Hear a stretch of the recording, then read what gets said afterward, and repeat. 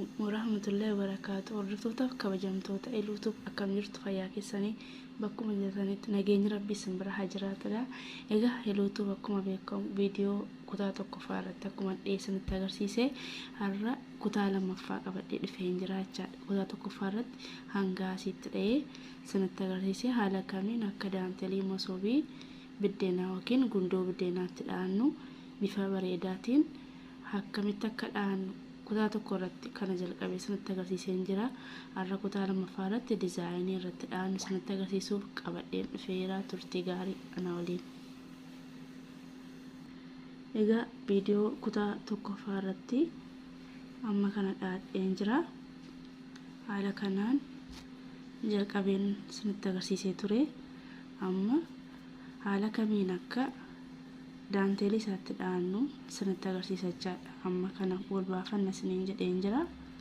Sana booda akkas bakka lamatti qabne yeroo sadii tokko lama sadii sana booda akkas godhanna ammallee wal harkisnee tokko akkas keessa baafannaa jecha amma erga akka kana godhannee jaha dabarfannee torbaffaarratti tokko lama sadii afur shan ja'a bakka kana keessa akkas finnee qabsiifannaa jechaadha.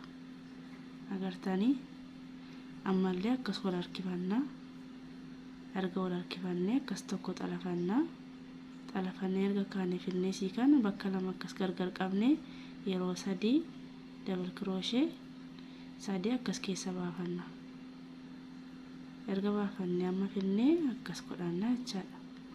amma deebisnee finnee wal harkisnee al tokko xalafanna sana booda crochet keenya irra xalafannee tokko lama sadii afur shan ja'a torbaffaa bakka kana irratti dhahannaa jechaadha.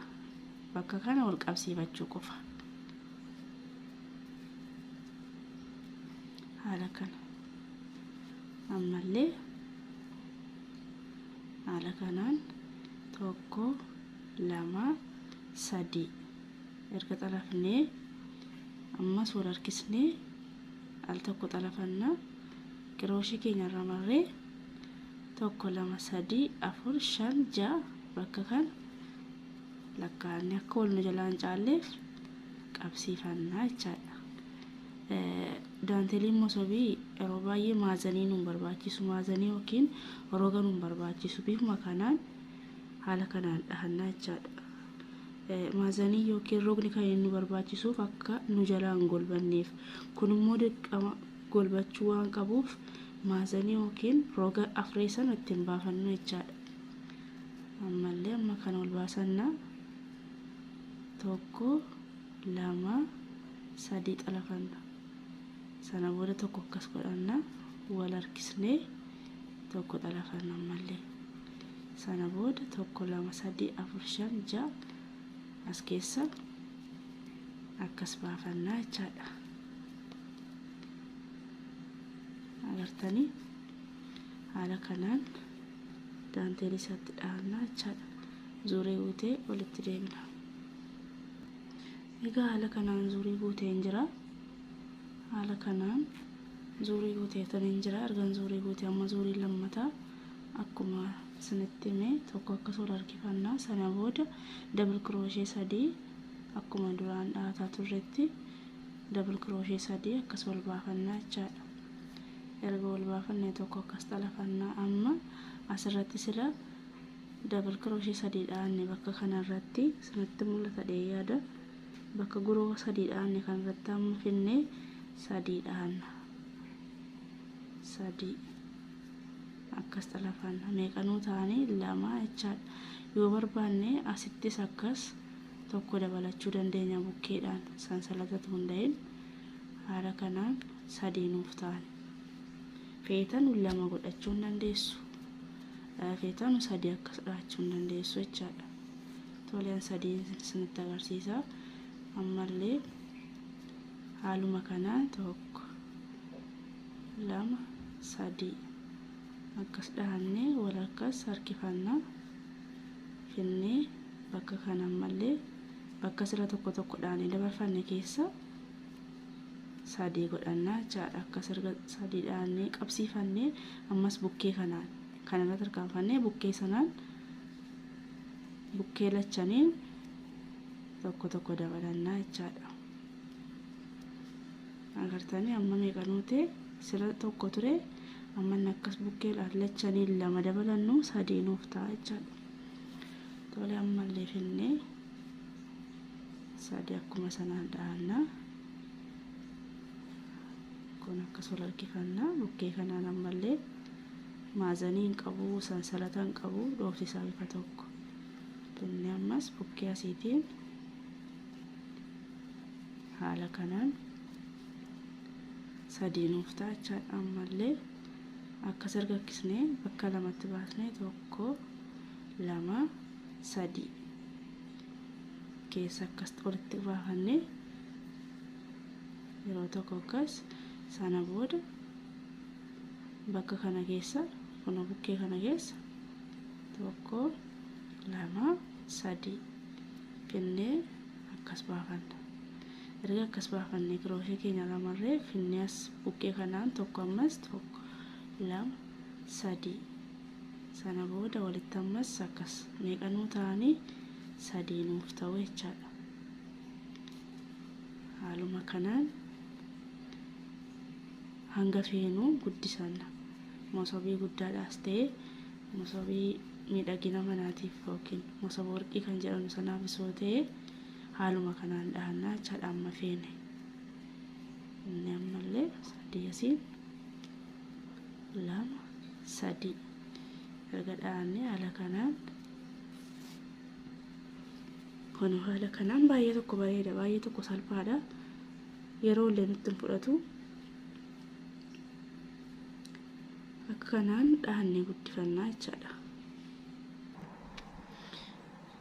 Egaa haaluma kanaan akkasuma goonee hanga feenee dhahannaa jechaadha. Dhoofti isaa baay'ee tokko salphaadha. Yeroos kirriis namarraan fudhatu. Haala salphaatiin warri kanaan durallee namoonni kanaan dura dhaatanii hin barree jiraatan dhoofsa kana haala salphaadhaan baruu dandeessu. Uma tokko nama rakkisu irratti baruu illee hin dandeenya. Kana irratti daanteelii mosobii dha'uu baruu ni dandeenya jechaadha. Akkasii garuuf haala salphaadhaan isinitti agarsiisee inshaallah viidiyoo lammataa irratti kan kanarra bareedaa qabadheen isiniif dhufa. Hundumti keessanuu mana keessan teessanii akka harka keessaniin dhaatanii mana keessan bareeffattan abdiin qaba. Viidiyoon kun yoo isinitti tole like, share, subscribe gochuun na jabeessa. Maatii naaf ta'a. Dogongoroon qabullee koomentiidhaan na gaafadhaa. Gaaffii qabdanus koomentiidhaan na gaafadhaa. Isinii deebisuudhaaf qophiidha. Inshaallah viidiyoon kun isinitti tola jedhee yaada. Haala kanaan hundumti keenyayyuu mana keenya bareeffachuu dandeenya jechaadha. Haala salphaadhaan bittaarraa oolla.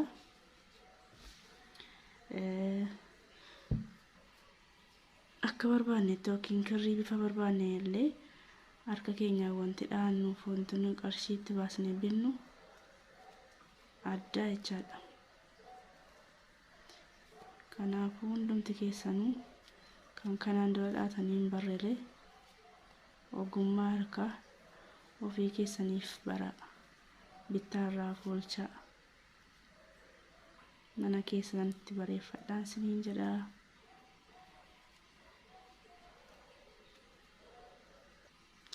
Egaa gumii hojii harka keenya yeroo dhaanne guddifachaa deemnu haala kanaan baay'ee tokko bareeda. Ani isinitti agarsiisuuf waan ta'eef kanaa ol guddisuu hin barbaanne. Sababni isaa isaan isinitti agarsiisuuf malee dhaheetti fayyadamuuf miti jechaadha. Haala kamiin akka itti dha'amu akkamitti akka jalqabnu akka itti dha'annu isinitti agarsiisuuf hamma asitti dha'ee jira. Isin kanarraa ilaaltanii haala barbaadaniin hanga feetan masabii guddaa masabii xiqqaadhaaf dhaachuu ni dandeessu. Viidiyoon kun yoo isinitti tole like, share, subscribe gochuun na jabeessaa. Maatii naa ta'aa isiniin jedha. Hanga viidiyoo biraatti wal arginutti turtii gaarii.